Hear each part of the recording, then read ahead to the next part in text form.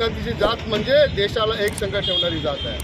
देशाला एक संघ ठेवण्यात मग त्यामध्ये कामगार असेल, शेतकरी असेल, कष्टकरी असेल, सर्व जाती धर्माचा घटक असेल, त्यांना एक संघ ठेवण्याचं काम देशाचे आदरणीय नेते, देशाचे विरोधी पक्षनेते, आज देशाच्या विरोधी पक्षनेत्या राहुल गांधींनी त्यांना घाम फोडला आहे. संसदेमध्ये अनेक प्रश्नांनी त्यांना त्या ठिकाणी भडीमार करत असताना काय राहुल गांधी बोलले, देशामध्ये जातीय जनगणना झाली पाहिजे आणि देशामध्ये जातीय जनगणना झाली पाहिजे ही काँग्रेस पक्षाची मागणी आहे.